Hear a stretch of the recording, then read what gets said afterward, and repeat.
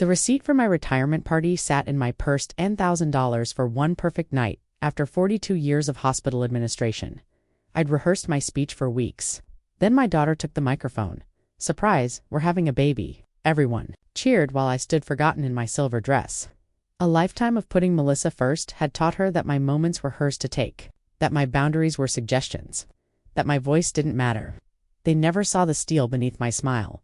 Forged through years of single motherhood and professional crisis management, they'd stolen my celebration, thinking I would simply fold. They were about to learn how wrong they were.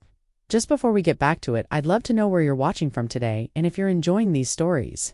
Make sure you're subscribed because tomorrow's special episode is one you definitely don't want to miss. The cardboard box felt lighter than it should have, considering it held 42 years of memories.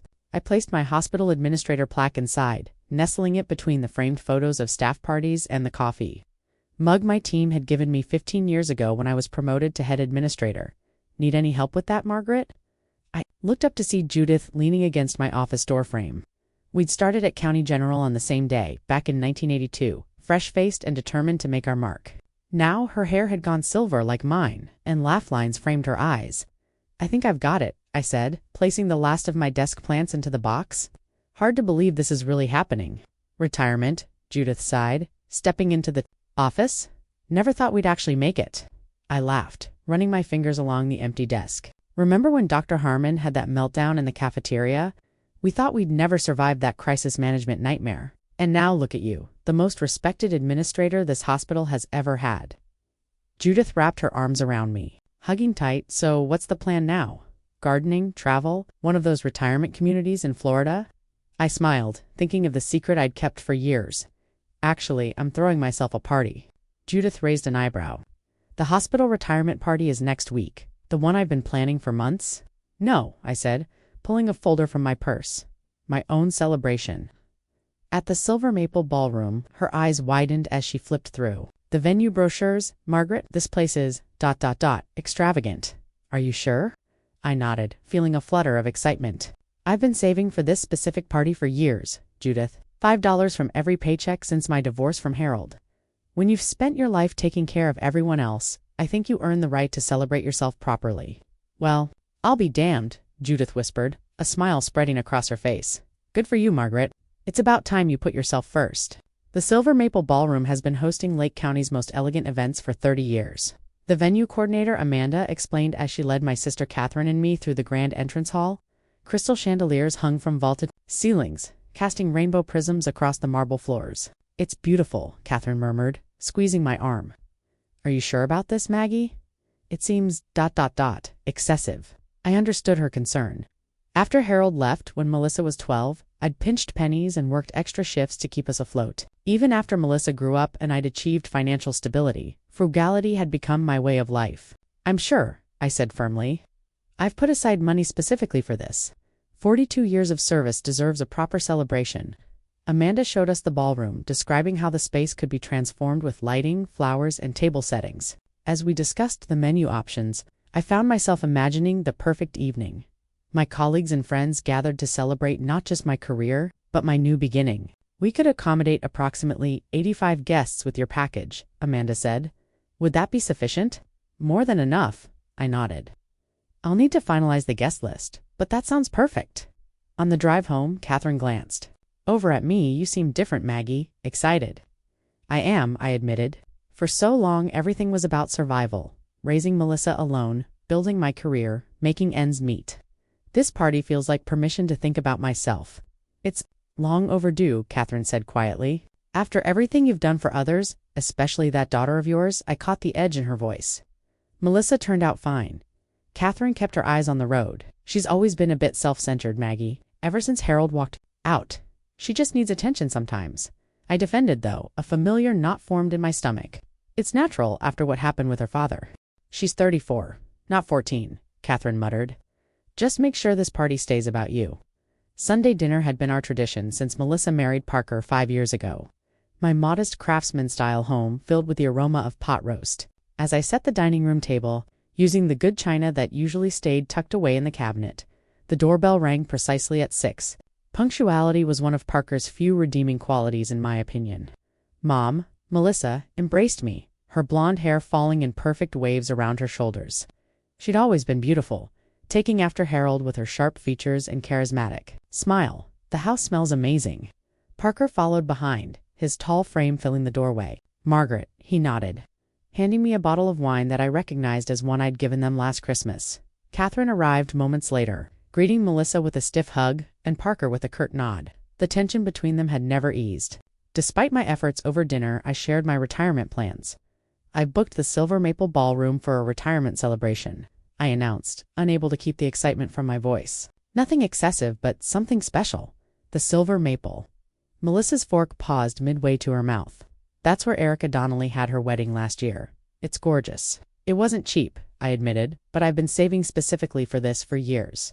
"Years?" Parker's eyebrows raised. "That's quite the commitment for a one-night event." I smiled, cutting a piece of roast. "Some things are worth saving for."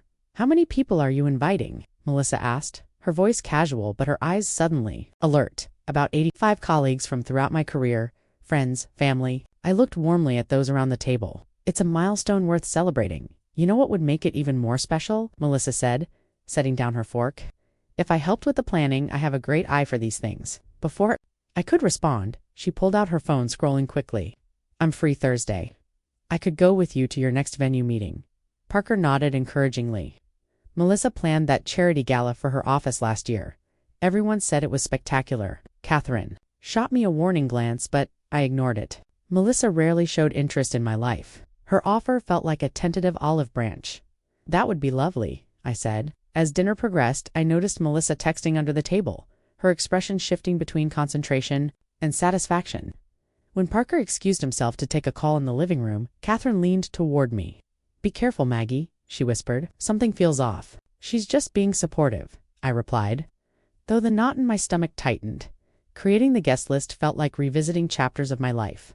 Doctors I'd worked alongside for decades, nurses who'd become friends, administrative staff who'd kept the hospital running smoothly. I wrote personal notes on each invitation, remembering shared moments and inside jokes. When I called Melissa for some extended family addresses, she sounded distracted. "Mom, have you finalized everything with the venue yet?" she asked, ignoring my question about Aunt Patricia's new address. "Not completely. I'm meeting with the coordinator tomorrow to select the menu and discuss decorations." "I'll be there," she said quickly. "Don't make any decisions without me. This needs to be perfect." Her intensity surprised me. "It's just a retirement party." "Honey, it's not just anything, Mom. It's your moment, and I want to make sure it's memorable." Something in her voice raised a flag, but I pushed my concern aside. Perhaps this was Melissa's way of showing she cared. The red flags became impossible to ignore during our meeting with Amanda at the Silver Maple. Melissa dominated the conversation, steering it away from my elegant gold and silver color scheme toward pastel blues and pinks. "We were thinking about special lighting effects," Melissa said, scrolling through her phone to show Amanda something that can change colors for announcements. Amanda glanced at me, clearly confused. "I thought this was a retirement celebration." "It is," I interjected, trying to regain control of the meeting, "and I was hoping for something elegant and simple. The gold and silver palette we discussed originally." Melissa waved her hand dismissively. "Mom's being modest. We want this to be spectacular, don't we? Oh, and what are your capabilities for video presentations?" "We'll need excellent audio for announcements." As we left the venue, I confronted her. "In the parking lot, Melissa, what's going on? This is supposed to be my retirement party."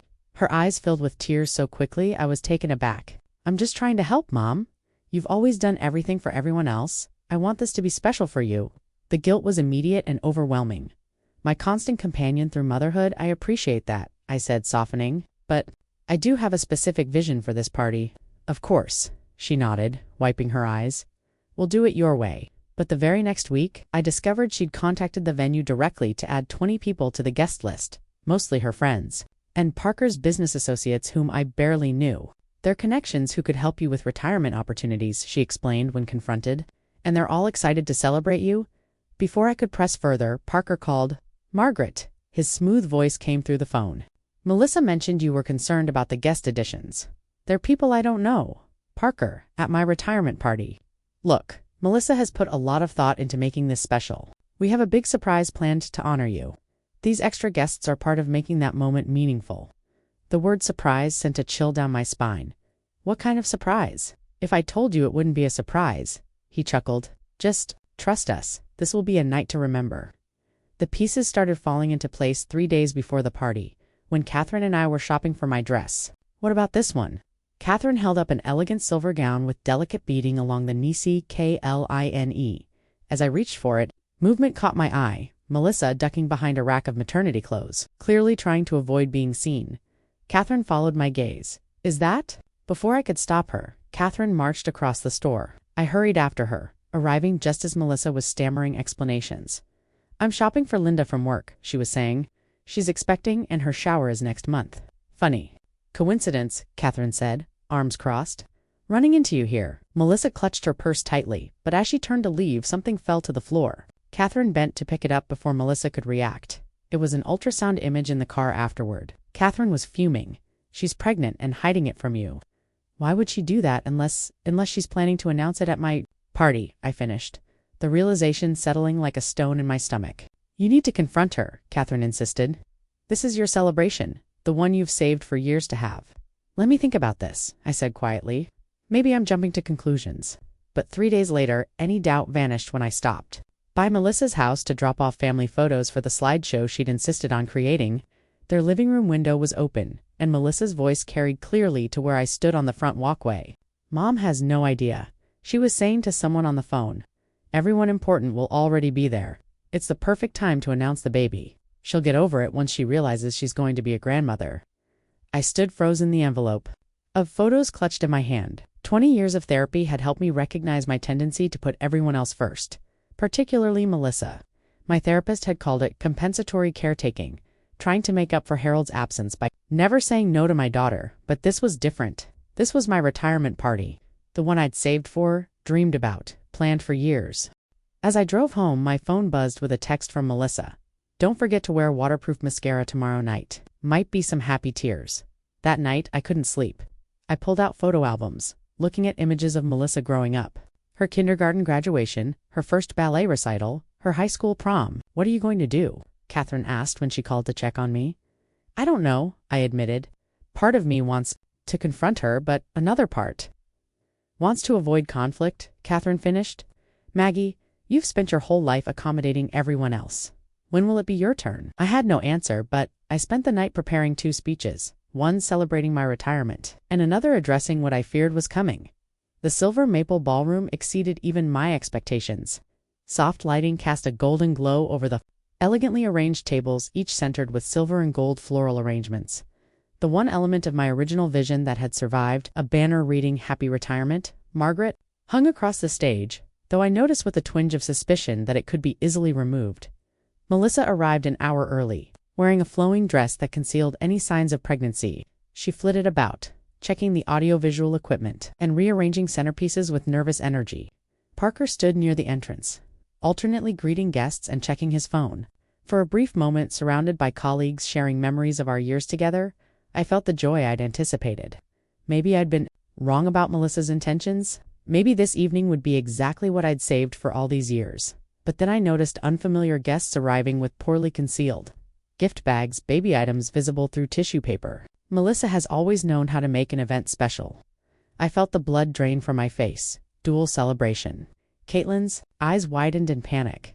Oh, I mean, your retirement is so special, and Melissa did such a great job helping plan it. She hurried away before I could respond. Across the room, venue staff were setting up an additional table labeled registry gifts. Something definitely not in my plans. You see it now, don't you? Catherine appeared at my side, her voice low. She's hijacking your party. The evidence was undeniable, but confrontation had never been my strong suit. A lifetime of peacemaking and compromise was hard to overcome. Now, Chief of Surgery spoke movingly about my contributions to the hospital. The HR director presented me with a crystal plaque commemorating my years of service. As coffee and dessert were being served, I prepared to give my retirement speech. I'd practiced for weeks, wanting to properly thank everyone who had been part. Melissa suddenly darted in front of me. Everyone, may I have your attention, please? Her voice rang out as she grabbed the microphone from its stand. The room quieted, all eyes turning toward her. First, I want to thank you all for coming tonight to celebrate my amazing mother's retirement. She turned to me, her eyes shining with what looked like genuine emotion. Mom, your dedication to your career has been an inspiration to so many, especially me. For a moment, I felt a surge of warmth. Maybe I'd misjudged her intentions then, she continued. It's about announcing the beginning of another. Her voice cracked with emotion. What you all thought was just Mom's retirement party is actually a dual celebration. Gasps and murmurs spread through the room as Parker joined her at the microphone, placing his arm around her waist. Parker and I are expecting, Melissa announced, tears streaming down her face. Mom's not just retiring, she's becoming a grandmother. The crowd erupted in applause as Parker opened a small box that released pink confetti into the air. It's a girl, he shouted over the exclamations, and congratulations. I stood frozen, the speech card slipping from my fingers to the floor. The room seemed to tilt and spin as guests surrounded Melissa and Parker, offering congratulations and asking due date questions. My retirement celebration had transformed into their baby announcement party within seconds. Gathering my composure, I began making my way toward Melissa. I wasn't sure what I would say, but 42 years of professional conflict resolution had taught me that direct communication was always best. Before I could reach her, Parker intercepted me, gripping my arm tightly while maintaining a broad smile for anyone watching. Don't ruin this for her, he hissed through clenched teeth, his fingers digging into my skin. We've been trying for years, and this is important. If you make a scene, you'll never have a relationship with your grandchild. His words hit like a physical blow. The threat was clear, and it targeted my deepest vulnerability: family connection. This was my retirement party, Parker, I said, quietly, the one I saved for years to have. His grip tightened. And now it's something even more special. The announcement of your first grandchild. Everyone will remember this night. Isn't that what you wanted? Before I could respond, he steered me toward Melissa, where someone was already setting up for family photos, the grandmother to-be with the expectant parents. I excused myself, claiming to need the restroom, and retreated down the hallway. My legs felt unsteady, my breathing shallow. I found an empty conference room and slipped inside, leaning against the wall as the full weight of what had happened crashed over me. The door opened moments later, and Catherine entered, her expression a mixture of fury and concern. I'm going to kill them both, she stated flatly. Despite everything, I laughed. A short, broken sound. Get in line. This is unforgivable, Maggie. They've been planning this for months. I overheard one of Melissa's friends saying they pulled it off perfectly and you didn't suspect a thing. I slid down to sit on the floor, no longer caring about wrinkling my expensive dress. What do I do now, Catherine? If I say anything, I'm the bitter mother who couldn't share the spotlight. If I stay silent, you let them walk all over you again. Catherine sat beside me, taking my hand. 42 years you've been solving other people's problems. What would you tell someone else in this situation? I closed my eyes, imagining this as one of the many hospital conflicts I'd mediated over the years. I'd tell them to advocate for themselves, to establish clear boundaries, and to do it calmly and directly. I took a deep breath, feeling something shift inside me. A lifetime of acquiescence giving way to something stronger. I need to go back out there. Catherine squeezed my hand. Whatever you decide to do, I'm right behind you. When I returned to the ballroom, the party had fully transformed. My retirement gifts had been pushed to a side table, replaced by baby presents. The slideshow behind the stage no longer showed images from my career, but rather photos of Melissa with baby girl Williams coming soon, overlaid in pink script. The DJ announced it was time for the grandmother-to-be speech, and Melissa beckoned me to the microphone, her expression both triumphant and challenging. Standing at the microphone, looking out at the expectant faces, some confused, some oblivious to the hijacking, something inside me shifted. In my purse on the nearby table, I could see the edge of the venue receipt showing the $10,000 I'd paid for this evening. 42 years of putting everyone else first flashed through my mind, culminating in this moment of utter disregard for my celebration. Thank you all for coming tonight, I began, my voice steadier than I expected. This evening was meant to celebrate a milestone, my retirement after 42 years in hospital administration. Murmurs of agreement rippled through the crowd. During my career, I learned many valuable lessons about healthcare, about people, and about standing up for what's right. I paused, making eye contact with several longtime colleagues who were watching me with encouragement. One of the hardest lessons was learning when to speak up, even when it's uncomfortable. I saw Melissa shift nervously at the edge of the stage, Parker moving to stand beside her. Tonight was planned as my retirement celebration. I saved for years to host this event, setting aside money from every paycheck. I reached into my purse and held up the venue receipt. $10,000 to be exact. A hush fell over the room. I had no idea it would be transformed into a baby announcement without my knowledge or consent. My voice remained calm, but I could see the shock registering on many faces. While I am, of course, happy about becoming a grandmother, I am deeply disappointed that this milestone in my life was deemed less important than creating a social media moment. Melissa rushed toward the microphone. "Mom's having a senior moment." She laughed nervously, trying to take control. She knew all about this. We planned it together. Parker joined her, his arm around her shoulders. "Margaret's been struggling with the transition to retirement," he told the crowd soothingly. "Change is hard at her age." I stood my ground, refusing to relinquish the microphone. I had no knowledge that my retirement party would be co-opted for a baby announcement. The venue coordinator can confirm this was booked and paid for as my retirement celebration. Amanda, who had been watching from near the door, stepped forward and nodded in confirmation. My work colleagues began to move closer to the stage, forming a supportive semicircle. Judith's voice rang out. "Let Margaret speak." In the chaos that followed, Melissa's tears turned to rage. "How could you embarrass me like this?" she hissed. "This is supposed to be the happiest announcement of my life, and this was supposed to be the celebration of my career," I replied evenly. "A career that paid for your education, your first car, and the down payment on your house?" Parker pulled Melissa aside, whispering urgently in her ear. She shook her head vehemently before turning back to me. "You have a choice to make right now," she said, her voice trembling with emotion that seemed both genuine and calculated. "Either you apologize to everyone here and embrace our baby announcement, or you'll never be part of your grandchild's life. These pregnancy hormones are making me emotional, but I'm dead serious." Parker nodded beside her. "Think carefully, Margaret. Family should come first." In that moment, surrounded by the party I had saved years for, facing the daughter I had sacrificed everything for, I made the most difficult decision of my life. "You're right, Melissa. Family should come first." I took a deep breath. "And that includes respect for each other. I will always love you, but I will no longer allow myself to be manipulated or disregarded." The room had gone completely silent. Even those who had been chatting in the back were now watching the drama unfold. "I wish you and Parker joy with your baby.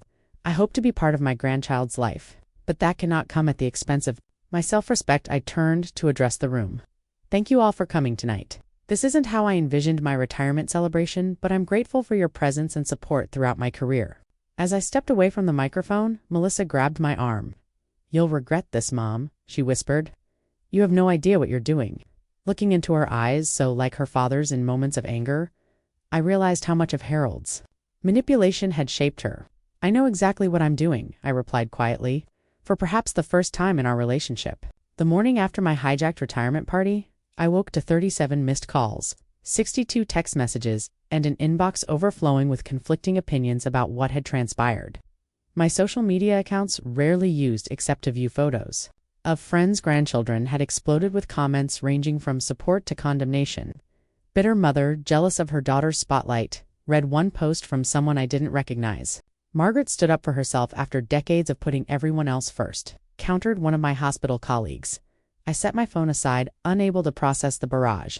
My doorbell rang at 9, revealing Catherine holding a bakery box and a carafe of coffee. "Thought you might need reinforcements," she said, stepping inside as we sat at my kitchen table. Catherine revealed something that stunned me. "I've been documenting Melissa's behavior for years," she admitted, pulling out a leather-bound journal. "At first I thought I was being overly protective of you, but the patterns became impossible to ignore." She showed me detailed entries dating back to Melissa's teenage years, incidents of manipulation, lies, and emotional blackmail that I'd excused or overlooked. "I believe she has narcissistic tendencies," Catherine said gently, "likely triggered by Harold's abandonment but reinforced by your understandable desire to compensate for his absence." "Are you saying this is my fault?" I asked, defensive despite myself. "No, Maggie. I'm saying you've been caught in a dynamic that isn't healthy for either of you, and last night might be the best thing that could have happened." The community's reaction to the party incident created unexpected divisions. At my regular coffee shop, 2 women from my church deliberately chose a table far from mine, whispering behind their hands. But as I left, the young barista, whose college fund I'd contributed to after her mother's cancer diagnosis, slipped me a note. "My mom hijacked my wedding," it read. "You did the right thing." My neighbor Ellen brought over a casserole that evening with a card signed by several families on our street. "We've seen how much you've done for Melissa over the years," Ellen said, embracing me. "It's about time someone acknowledged it." The most surprising development came 3 days after the party, when I received a message from Parker's mother. "Eleanor, we'd met only twice, at Melissa and Parker's wedding, and at a tense Christmas dinner 2 years ago. I need to speak with you privately," her message read. "It's important." We met at a small cafe in the next town over, where Eleanor was unlikely to be recognized by anyone in Melissa's social circle. She looked nervous, twisting her wedding ring as she waited for our coffee to arrive. "I should have said something years ago," she began, her voice barely above a whisper, "but I was afraid of losing access to Parker." What she revealed over the next hour shook me to my core. Parker and Melissa had a history of manipulating family events. Their wedding, Eleanor explained, had originally been planned as her and her husband's 40th anniversary celebration until Parker and Melissa had announced their engagement and suggested combining the events to save money. "By the time the wedding arrived, there was no mention of our anniversary at all," Eleanor said bitterly. When I objected, Parker threatened to cut us off. More disturbing were the text messages she had saved, showing Melissa and Parker had been planning to repurpose my retirement party for months. "We can save thousands on a baby announcement party if we just piggyback on Mom's retirement thing," Melissa had written. "She's already doing all the work and paying for everything. Do you think she mind?" Parker had asked. "She'll get over it," was Melissa's response. "She always does." The betrayal deepened a week after the party, when I discovered unauthorized access to my party planning email account. Further investigation revealed Melissa had been corresponding with the venue since my initial booking, gradually altering arrangements and using my deposit to secure elements for her baby announcement.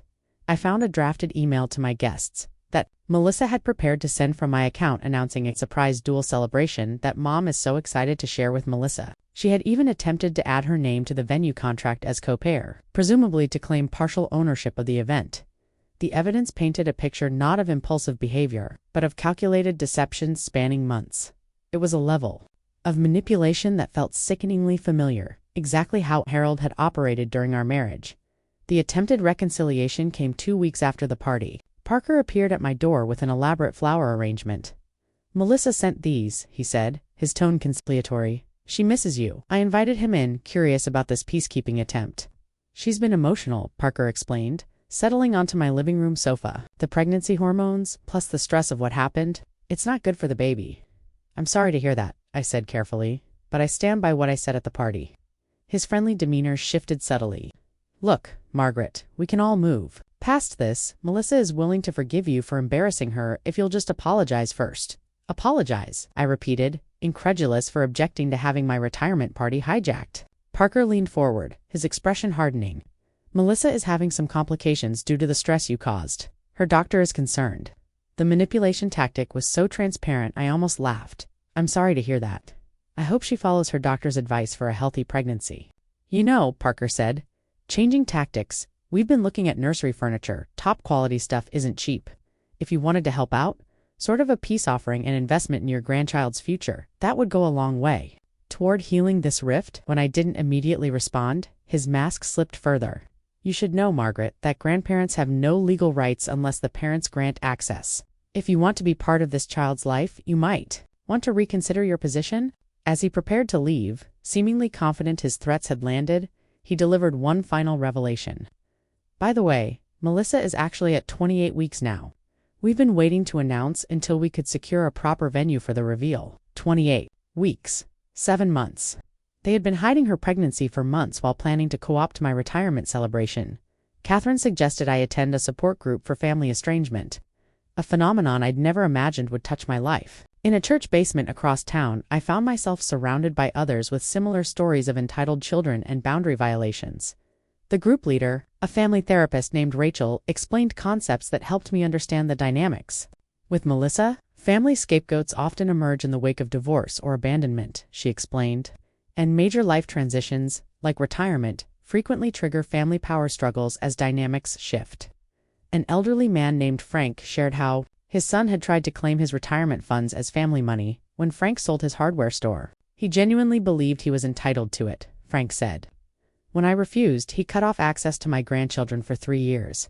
I began to recognize patterns in my relationship with Melissa that started after Harold left. How I compensated. By never denying her anything, creating an expectation of entitlement that continued into adulthood. The anonymous letter arrived in a plain envelope with no return address. Inside were printed copies of text messages between Melissa and Parker discussing financial problems I knew nothing about.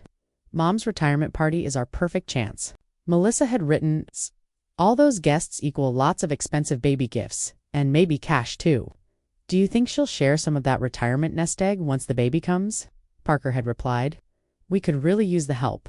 Another message suggested they planned to move in with me temporarily, after convincing me to become the baby's regular caretaker while they got back on their feet.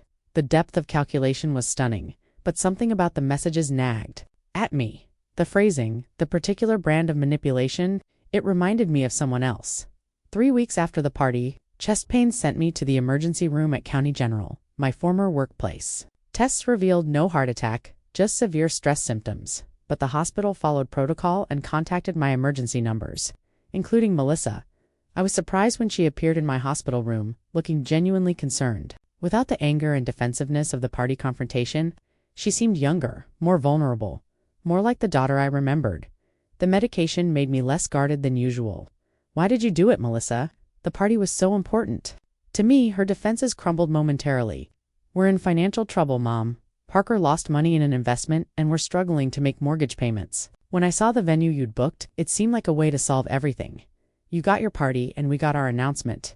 But it wasn't mine anymore, I said softly. You took that from me. Melissa looked away. I didn't think it would. Matter so much to you? You've always put everyone else first. That simple statement revealed the fundamental misunderstanding. She had confused self-sacrifice with being a doormat. She truly believed I existed primarily to support her needs. There's a difference between loving someone and letting them take advantage of you, I said, my voice stronger than I expected. I'm learning that difference now. During my recovery, Catherine finally shared what she'd protected me from for years. Melissa had been manipulating family events since adolescence. Your husband's funeral, Catherine said quietly as she drove me home from the hospital. Did you ever wonder why there were so many references to Melissa's college graduation in the memorial service? I stared at her, confused. What are you talking about? She insisted on planning the service. You were too grief-stricken to notice, but she wove in elements celebrating her recent graduation. The slideshow had more photos of her receiving her diploma than of you and Harold together. Catherine produced a journal where she'd documented incidents of Melissa's concerning behavior over the years, taking credit for gifts Catherine had given me, telling extended family I was becoming forgetful when I contradicted her stories, and most disturbingly, spreading rumors that I was struggling financially to redirect family support toward herself. I've protected you from knowing this because you were already carrying so much, Catherine admitted. But after what happened at the retirement party, I can't stay silent anymore. The patterns were undeniable once laid out chronologically. What I had dismissed as occasional selfishness revealed itself as a consistent strategy of manipulation and self-advancement at my expense. A heavy cardboard box waited on my porch when I returned from physical therapy, my doctor's prescription for the stress-induced muscle tension. The return address made my blood run cold. Harold Williams, with an unfamiliar address in Arizona. I hadn't heard from my ex-husband in over 20 years, not when Melissa graduated college, not when she got married, not once in the 2 decades. Since he walked out on our family for his secretary, inside the box was a letter in Harold's unmistakable handwriting. Margaret, it began. By the time you read this, I'll likely be gone. Terminal pancreatic cancer has a way of clarifying one's priorities, and I find myself compelled to set things right before I go. The box contained journals, letters, and recordings documenting Harold's secret communication with Melissa throughout her teen and adult years. What they revealed was devastating: a systematic campaign to poison our daughter against me, while avoiding his financial and emotional responsibilities. I told her you drove me away, Harold admitted in the letter. That you prevented me from seeing her, that you hoarded family money meant for her education and future. None of it was true, of course, but it kept her loyal to me while ensuring I didn't have to actually step up as a father. Attached were bank statements showing Harold had been financially supporting Melissa and Parker for years, while allowing me to believe I was her only source of assistance. He had let me work 2 jobs to pay for her college education while telling her I had blocked his attempts to help. Most disturbing was his confession regarding my retirement party. When Melissa mentioned your retirement celebration, I suggested she deserved a proper baby announcement that you were selfishly withholding with your party. The idea of you sharing your spotlight tanned, potentially your retirement savings with our daughter, seemed like poetic justice for the divorce I never wanted. 3 days later, I found myself in a hospice facility in Phoenix, facing the hollow-cheeked specter of the man who had once been my husband. Cancer had ravaged Harold's once handsome face, but the manipulative charm remained intact. Margaret, he smiled weakly from his bed, still looking good after all these years. Why did you send me those things, Harold? I asked, remaining standing, despite the chair beside his bed. Deathbed confession, he shrugged. Isn't that what people do? Is it true? All of it? The lies about me, to Melissa, the money, encouraging her to hijack my retirement party. A shadow of the old, arrogant Harold flickered across his face. What can I say? I was a bastard. Still am, apparently. When I left you, I interrupted, incredulous. You walked out on us for your 25-year-old secretary? He waved a skeletal hand dismissively. Details. The point is, I wanted you to hurt, and what better way than through the daughter you sacrificed everything for? His smile was ghoulish. I made sure she'd become exactly the kind of entitled burden that would drain your retirement years financially and emotionally. My final revenge for the divorce I never wanted? The cold calculation of it stole my breath. Not just abandonment, but a deliberate, decades-long campaign to turn my child against me and ensure my later years would be spent catering to her demands. You're a monster, I whispered. I'm dying, he countered. Makes us even, doesn't it? Catherine organized what she called a family tribunal at her home, a neutral setting with respected relatives present as witnesses. Melissa arrived expecting my apology for the retirement party incident. Instead, she faced the evidence of her father's manipulation. I presented Harold's letter and the documentation of his years of lies. My elderly Aunt Ruth, the family matriarch, whose opinion everyone respected, sat silently reviewing the evidence, while Melissa's face cycled through shock, disbelief, and anger. This is insane, she finally said. Dad wouldn't do this. He admitted everything to me in person. I replied gently. I went to see him in hospice last week. You saw my father without telling me? Melissa's voice rose. He's dying, and you kept that from me. Parker, seeing the sympathetic looks from other family members, shifting away from Melissa, attempted damage control. Margaret, grief can make people say crazy things. Harold is obviously confused. Melissa has always been a devoted daughter. Aunt Ruth cleared her throat, silencing the room. Parker, I've known Margaret since she was born. She doesn't lie. She turned to Melissa, and Harold was always manipulative. I warned Margaret not to marry him 50 years ago. She placed a manila folder on the table. These are your medical records from Dr. Stevenson's office. I sit on the hospital board with him. She fixed Melissa with a stern gaze. You were 28 weeks pregnant at Margaret's retirement party, not newly pregnant as you claimed. You and Parker had known for months. The room fell silent. Parker's face hardened into a mask of calculation that reminded me eerily of Harold. So what if we did? He said finally. Family helps family. Margaret has resources. We have needs. That's how it works. No, I said quietly. That's not how it works at all. The family tribunal might have remained private, but someone, likely one of the cousins present, leaked portions of Harold's confession to social media, where the story of my hijacked retirement party had become divisive local gossip. Former critics now messaged their apologies. Melissa responded with carefully edited versions of our history, portraying herself as the victim of both parents. Parker launched a GoFundMe claiming family abandonment during their pregnancy. Their campaign might have succeeded if their former roommate hadn't come forward with a video of them planning to cash in on sympathy. After the retirement party confrontation, the fundraiser was removed after complaints of fraudulent claims, but not before they'd collected $4,000 from unsuspecting donors. As Melissa's due date approached, I found myself facing an impossible choice. Catherine suggested strategic reconciliation for the sake of having a relationship with my grandchild. Family harmony matters more than pride, she argued, but Eleanor, Parker's mother, countered with her painful experience of reconciling solely for grandchild access. They'll use the baby as leverage for financial demands, she warned. You'll become an ATM grandmother, allowed access only when providing gifts or money. I was still weighing these perspectives when Parker arrived unannounced. At my door, carrying a leather portfolio. We're willing to put this all behind us, he said smoothly, opening the folder to reveal professional-looking documents. Our lawyer drew up a reconciliation agreement. The terms were breathtaking in their audacity. Scheduled grandparent visits in exchange for specific financial commitments, contributing to their house down payment, providing weekly childcare, and establishing a grandparent gift fund with quarterly minimum contributions. There's also a confidentiality clause, Parker added casually. You won't discuss any of this unpleasantness with the baby, ever. He checked his watch. I'd decide quickly if I were you. Melissa was admitted to the hospital this morning, preeclampsia. She's asking for you, but he tapped the unsigned agreement. Well, hospital visitation is family only, isn't it? The emotional blackmail was so transparent it almost seemed amateur compared to the sophisticated manipulations I'd uncovered. I'll come to the hospital, I said, but I won't be signing anything. At County General, Parker blocked my path to Melissa's room. The agreement first, he insisted. a familiar voice called from the nurse's station. Margaret, Nancy, who had worked under my supervision for 15 years, rushed over to embrace me. "What are you doing standing out here? Melissa's been asking for you." "Family only," Parker began, but Nancy cut him off. "This is Margaret Williams. She ran this hospital for longer than you've been alive, young man." She took my arm. "Come with me. I know the back way." In the hospital room, Melissa looked genuinely frightened. Preeclampsia was serious, and the monitors showed concerning blood pressure readings. "Mom," she whispered when she saw me. "I wasn't sure you'd come." I sat beside her bed, taking her hand.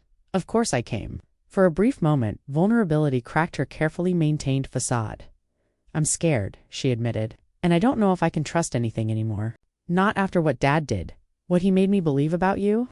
"Your father made his choices," I said carefully, "and you've made yours." She looked away. "I've spent my whole life trying to be perfect. Dad always said you had this amazing career. While he got stuck with a child he never wanted, I had to prove I was worth loving." The glimpse into her psychology explained so much. "Harold was wrong," I said firmly. "About so many things, but especially about you being unwanted. You were everything to me." "Then why did you humiliate me at the party?" Tears welled in her eyes. "It was supposed to be perfect. Everyone on Instagram has these amazing gender reveals. I just wanted what everyone else gets to have." In that moment, I saw how social media had warped her perception, creating an endless competition for the most enviable life moments. "I wish you had just asked me," I said simply. "We could have planned something together, something that honored both milestones." For a brief moment, authentic connection felt possible between us. Melissa's condition stabilized over the next few days. When she went into early labor at 32 weeks, I was permitted in the delivery room a tentative peace, brokered by the medical crisis. My granddaughter, Charlotte, arrived small but healthy, with Melissa's blonde hair, and it seemed to me, my mother's determined chin, holding her. I felt the rush of love that transcended the complicated relationship with her parents. Parker appeared genuinely grateful for my support during the crisis, bringing me coffee and asking my advice about newborn care. For a brief, hopeful moment, I imagined a new chapter for our family, one built on Charlotte's arrival rather than past grievances. That hope shattered 3 days after the birth. When I left the hospital to get supplies for Melissa's homecoming, walking to my car, I overheard Parker's voice from behind a pillar in the parking garage. "The old lady came through just like we planned," he was saying into his phone. "Crisis mode worked perfectly. She'll be so attached to the baby now, she'll sign anything. Tell Harold his deathbed performance sealed the deal." I froze, keys in hand, as the full implication hit me. Harold wasn't dying. The medical crisis had been exaggerated or induced.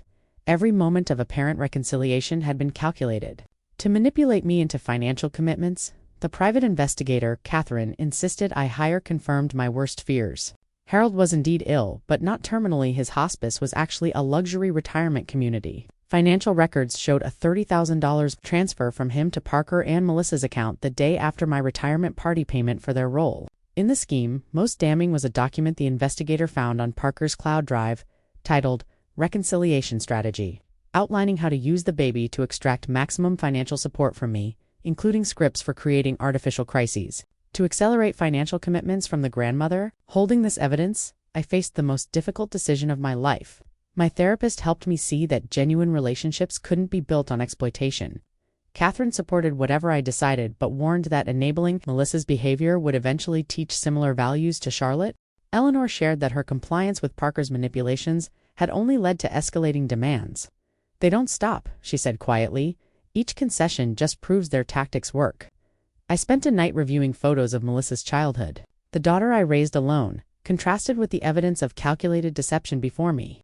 By morning, I'd made my decision, one that would determine not just my retirement years, but the legacy. I would leave for my granddaughter instead of signing Parker and Melissa's manipulative agreement. I invited them to what I called a family meeting at Catherine's home. They arrived confident in their leverage. Charlotte strapped into her carrier between them like a tiny hostage.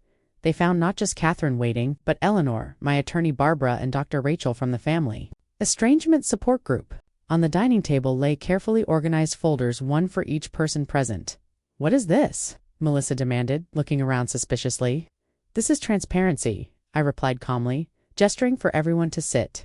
"Something our family has needed for a long time." Over the next hour, I methodically presented the complete evidence of their deception from the party. hijacking to Harold's fake illness to the hospital manipulation. I included financial records showing Harold's payments to them, Parker's reconciliation strategy document, and the transcript of his parking garage phone call. Rather than expressing anger, I spoke with calm determination about breaking generational patterns of manipulation. This stops now, I concluded.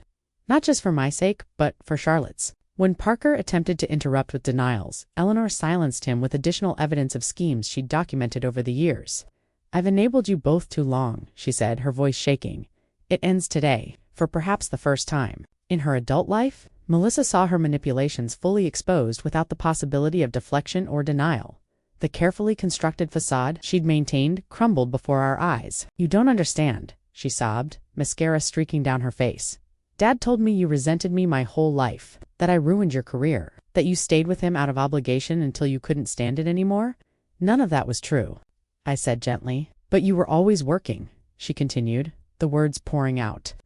"2 jobs, extra shifts, while my friends' moms were at their school events. Dad said it was because you were escaping from being a mother. I was working to support us after he left us with nothing," I corrected. "To pay for your dance lessons and college tuition and braces.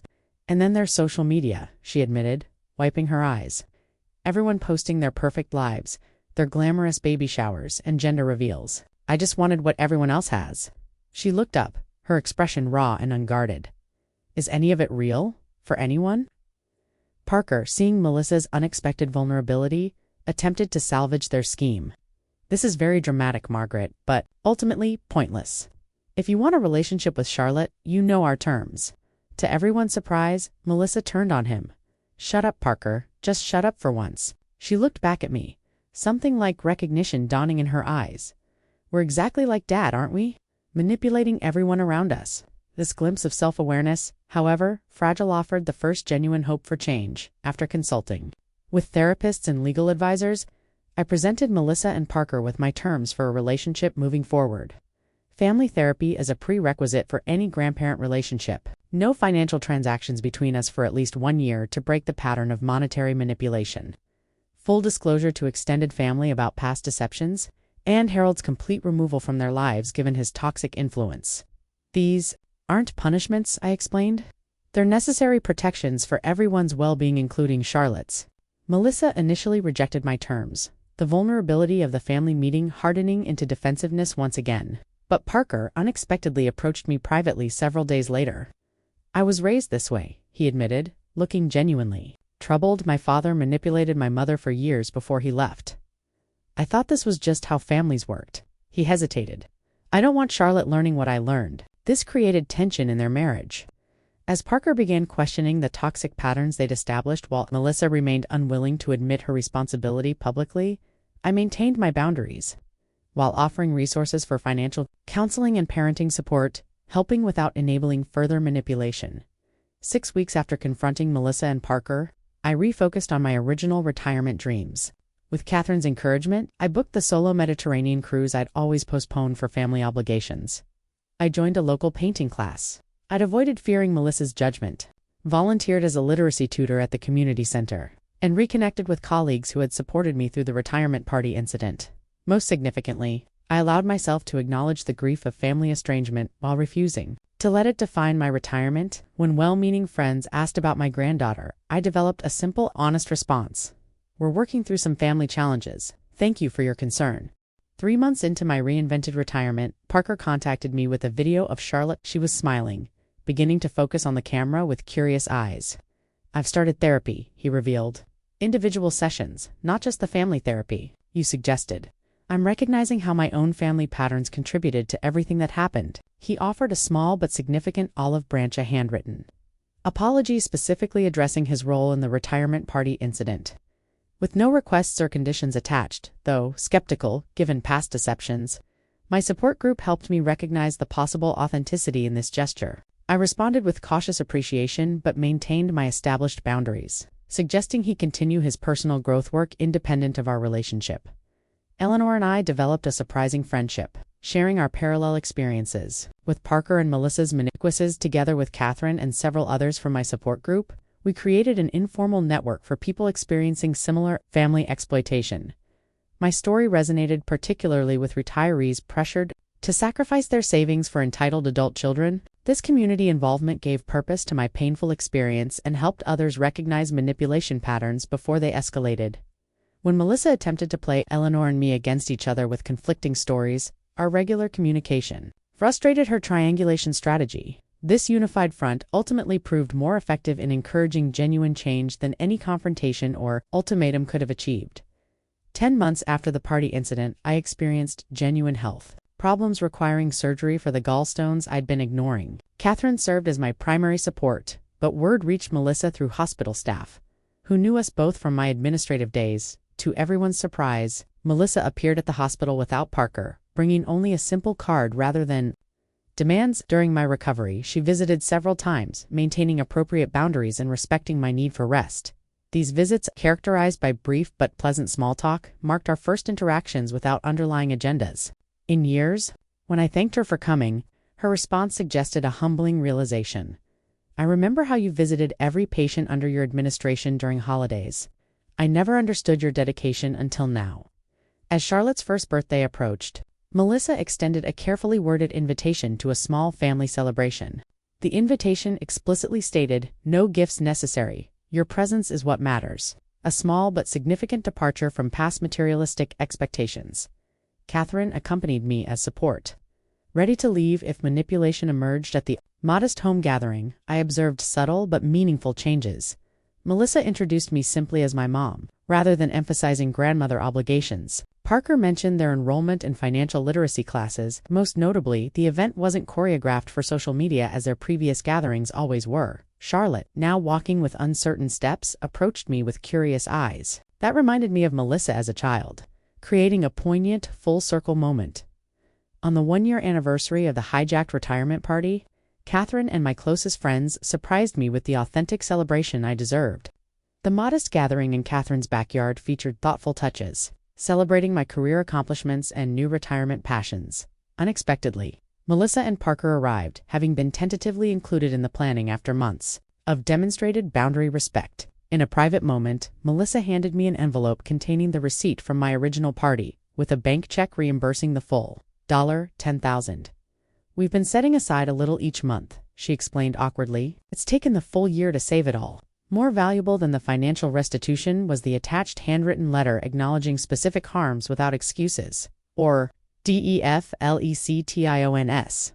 As Melissa publicly toasted my career achievements with what appeared to be genuine admiration, I realized we weren't creating a perfect reconciliation story, but perhaps something more valuably and authentic.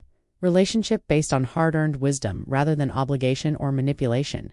My retirement journey, though beginning with betrayal, had ultimately led me to something I never expected: genuine freedom to define family relationships on my own terms. As I looked around at the gathering of people who truly valued me, I finally understood that retirement wasn't just the end of my career, was the beginning of my authentic life. Charlotte toddled over, arms raised to be picked up as I held my granddaughter. I made a silent promise to help her grow up understanding healthy boundaries and genuine love, a legacy far more valuable than any retirement party could ever be.